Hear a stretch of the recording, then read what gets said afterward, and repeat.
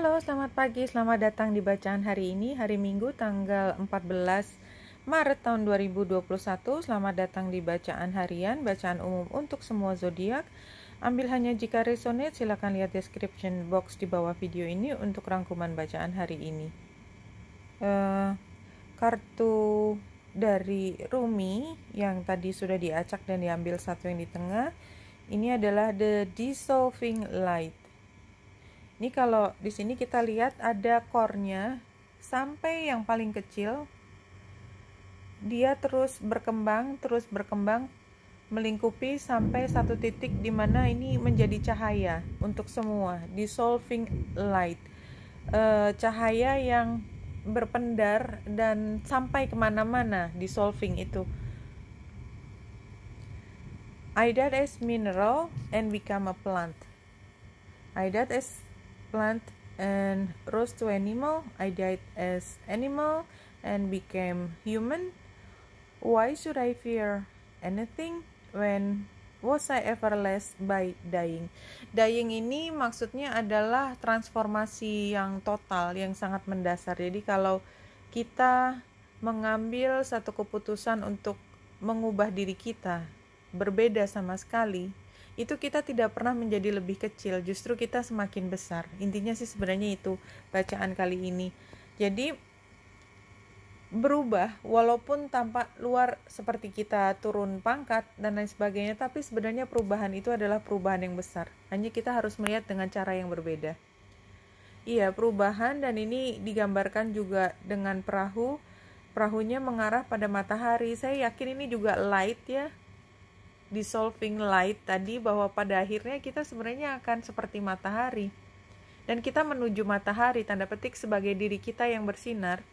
Karena kita sebenarnya, ini kan kartu menunjukkan bahwa kita belajar banyak, kita menjadi bijaksana, dan karena kebijaksanaan kita mengambil keputusan yang smart ya, sehingga kita seperti selalu dalam kondisi selalu beruntung.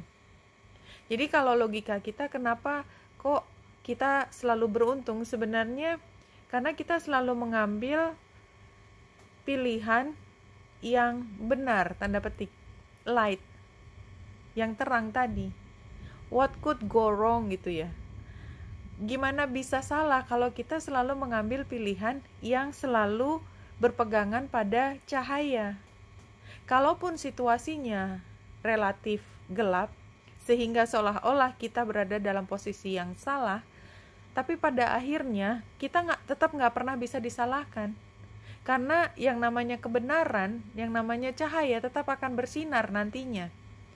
Tapi itu ada di masa lalu. Jadi saya pikir buat teman-teman yang secara konsisten selalu memilih untuk mengambil tindakan yang didukung oleh light daripada dark ya. Dark itu gelap, artinya seperti shadow. Jadi kita memilih untuk mengambil tindakan yang melukai sesuatu. Jadi misalnya gini, kalau kita dalam situasi, kita nggak ngapa-ngapain, situasinya adalah orang sedang bully kita, kemudian kalau kita berpegangan pada light tadi, ya kita nggak usah dengerin mereka bulinya, kita lawan pada saat itu. Tetapi tidak berarti saya menyamakan diri saya sebagai pembuli untuk membalas orang yang membuli saya. Jadi bukan bully dibalas bully, karena bully yang balasan kepada dia itu kan sebenarnya kayak skornya jadi sama. Kalau dia melakukan kesalahan terhadap kita melakukan kesalahan terhadap dia juga sama. So kita continue, jalan aja. Kalau begitu kan kita nggak pernah punya catatan apapun. Walaupun ya rasanya kan saya punya 1000 alasan untuk mengatakan hal buruk kepada dia juga kok. Nah itu yang namanya kita selalu berpegangan pada apa sih yang bisa salah di kita kalau kita selalu ngambil yang light tadi, yang terang. Artinya pada saat kita punya kesempatan untuk melakukan hal yang sama kepada orang yang membuli kita memilih untuk tidak. Karena apa? Karena kekuatannya ada di kita. Karena kita tidak menyalahkan orang, dalam arti kita nggak terlalu peduli apa yang dia kerjain, apapun terserah lah. Itu kan dia urusannya dengan karmanya dia. Saya kan yang saya urusin karmanya saya mau bikin rapot saya selalu terang semaksimal mungkin, sebisa-bisanya saya manusia, tentu saja saya akan bisa melakukan kesalahan, dan saya mungkin sekali dua kali akan melakukan hal kesalahan sama seperti tadi. Tapi anyway, kalau kita secara sadar selalu memilih yang tanda petik flawless tadi, maka kita ya kemungkinan bersinarnya akan lebih terang, karena memang gak ada yang bisa disalahkan dari apa yang kita lakukan. Dan kita tidak perlu memberi penjelasan kepada orang mengapa saya harus melakukan ini dan itu. Orang melihat langsung kagum, udah titik. Ternyata dia mampu melakukan sesuatu yang sangat bijak, yang sangat humble, noble.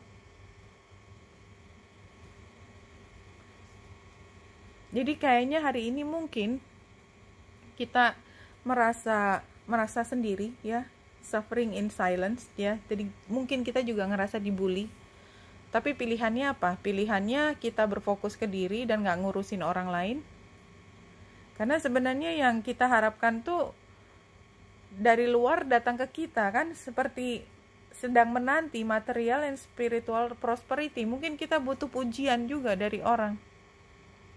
Tapi sebenarnya hidden influences-nya adalah dengan kita tidak memilih untuk menyerang tadi, kita sedang menyiapkan harvest-nya nih, material harvest nanti ya.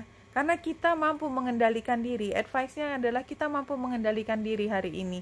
Kita adalah orang yang berwenang terhadap tindakan kita, dan saya kendali dan saya punya visi. Saya gak mau bikin kesalahan yang sama dari orang yang sudah jelas melakukan kesalahan untuk saya, dan saya nggak perlu untuk membalas itu ke dia. Biarkan semesta yang punya sistemnya sendiri membalas dia. Lagian kalau saya membalas dia, saya sudah nambah catatan jelek, dan ya cuman segitu aja. Kita balas kan cuman segitu. Tapi kalau semesta membalas kepada dia, kita nggak tahu berapa kali lipat. Dan ini saya lihat hasilnya adalah balance. Jadi kalau menurut saya, kalau hari ini kita menerima hal seperti tadi, fokus untuk kendali diri dan tanyakan apa yang ingin kau lakukan. It doesn't matter sebenarnya pilihannya apa, tetapi saya hanya menyampaikan informasi tadi. Dan bulan yang ada di Aries ini kan memang kita bertindak, dan cenderungnya kita akan bertindak tanpa terlalu banyak pikir panjang. Ini tanggal 14, tanggal 15 sudah melewati Chiron. Iya, jadi memang ada hal yang agak nyelekit hari ini. Mungkin ya itu tadi, merasa dibully, merasa ditekan, merasa disakiti lah, dizolimi, apapun istilahnya. Tapi kalau kita berpikir bahwa karma kita bukan antara kita dengan dia, tapi kita dengan pencipta kita, maka kita akan jauh lebih tenang, dan kita tidak merasa harus untuk membalas. Karena sebenarnya hak untuk membalas itu walaupun kita punya, tapi ada sistem yang lebih besar untuk membalas semua tindakan setiap orang.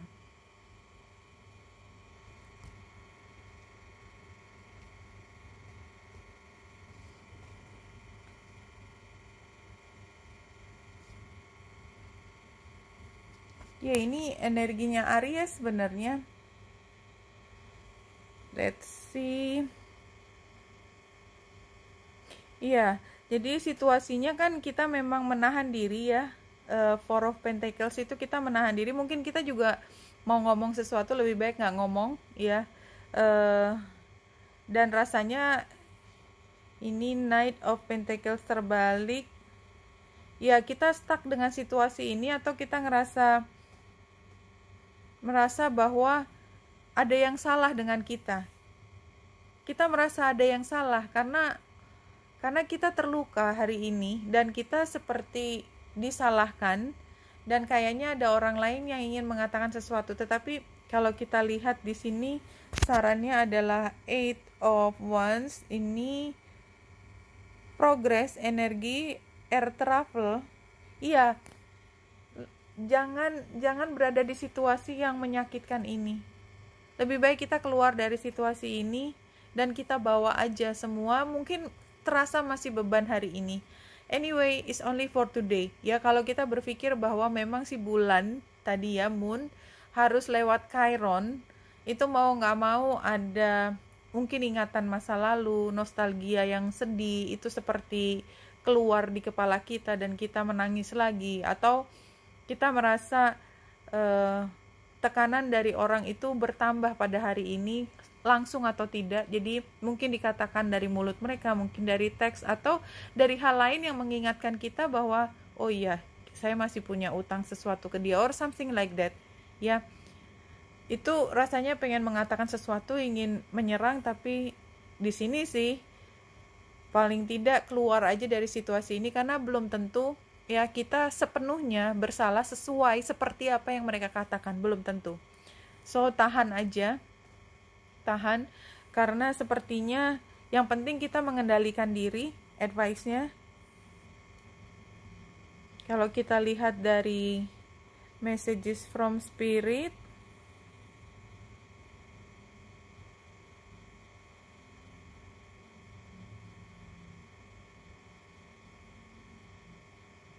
when you are in the present moment, linear time expands and you can do more in less time. Iya, jadi kayaknya mendingan sibuk aja melakukan hal lain, keluar dari situasi yang tidak terlalu menyenangkan. Misalnya kita lagi diam sendiri, kemudian teringat hal yang menyakitkan kita, ya kita lakukan hal lain. Misalnya kalau saya senangannya nyanyi-nyanyi sendiri, dengerin lagu, atau nonton TV, atau saya sebenarnya lebih senang nonton film. Apapun yang membuat saya sibuk. Karena kebetulan saya tidak termasuk yang suka ngobrol dengan banyak orang secara personal, karena ya sering nggak terlalu cocok aja. Tapi selalu ada sesuatu yang kita bisa lakukan untuk keluar dari situasi yang membuat hati kita agak perih. Dan saya pikir lebih baik kita tidak dwelling di situ, tidak mendalami kemudian semakin menangis, itu enggak. Mendingan kita sibukkan untuk melakukan hal yang lain, agak lupa dengan situasi itu, karena toh besok juga perjalanan udah berubah, jadi situasinya akan berubah sama sekali. Oke, Wenita Indra di sini, semoga membantu. Salam hati dan cahaya.